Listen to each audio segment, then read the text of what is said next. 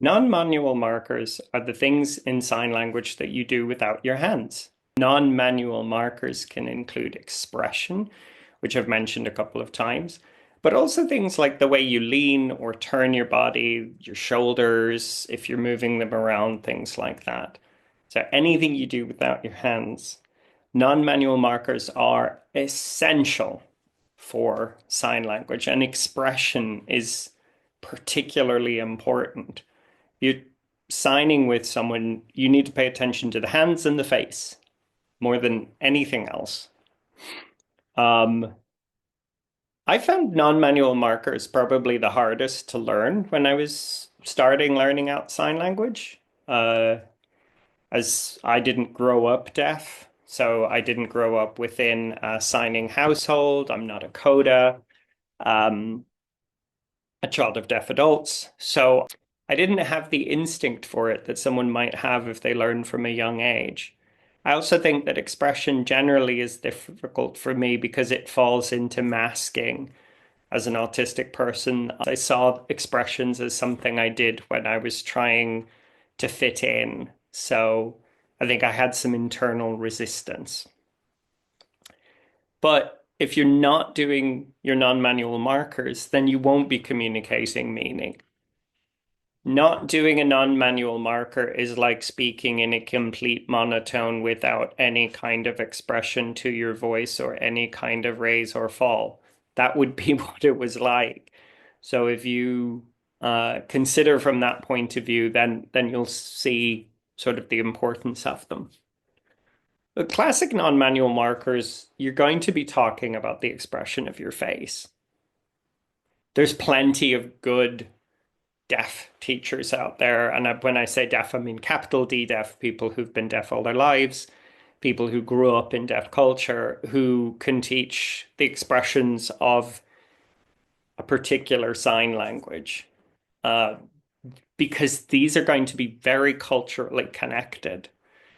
Not every culture does the same thing with their face when they're kind of indicating a question or a negative. Let's take a really simple sentence using the signs um, you, use, wheelchair. English, we use do you have a wheelchair for a yes, no question. Irish Sign Language is neither English nor Irish. It is its own thing. So it doesn't use these supporting verbs to create questions. You use expression. So if I wanted to ask someone, do you use a wheelchair? I would use raised eyebrows, the slight tilt forward. That's how in Irish Sign Language we indicate a yes, no question. So it becomes so that forwardness and raised eyebrows, that's how we're indicating a question. We make our eyes wide. And obviously, we're used to kind of going in English with a furrowed brow. Do you use a wheelchair? But that's not how you ask a yes, no question in Irish Sign Language. There are a lot of sign language that raised eyebrows are for yes, no questions, but for questions where you're asking something like why or what or how, then you're more likely to use this furrowed brow. So that's a difference. It's quite a difficult one. Now, just to further that illustration, if I was surprised to discover someone used a wheelchair, then I would also raise my eyebrows, but I would lean back, creating more space. So let's say I'm a wheelchair user, which is true. I've used a wheelchair for about 26 years now. And I know someone over Zoom, and then we meet in person, and I'm surprised to see that they use a wheelchair. I will also raise my eyebrows, but lean back. So it becomes maybe with two at the end. So leaning in, questioning, leaning back, surprise. And you see how these things work. expression doesn't just play a role in asking questions, whether it's your yes, no questions or your why, what, where, when, how questions. It also plays a role in negation. Now, Irish Sign Language, for example, does have the sign not, but it's rare that fluent signers will say something like, I not use wheelchair. The more likely and more natural way to do it is with your face by going some form of shake of your head, some form of with your mouth indicating a no. There's different ways of indicating no. So, for example, if I was saying, do I use a wheelchair?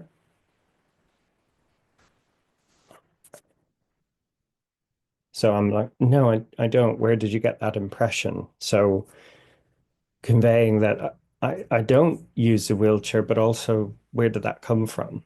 That's a more complicated sentence. Let's say I went, I worried or concerned about American government policies or politics, or maybe just American politics. Someone was saying, are you worried? And I was a diehard Republican, and I'm like, no, I'm not worried at all. Then I'd be like, so it becomes, I'm not worried. No, no, I'm not worried. But again, the negation is in the face, not worried. Don't use. So that's another important aspect to learn. Okay. That leaves us with one final thing to look at, which is cultural context. We'll look at that next time.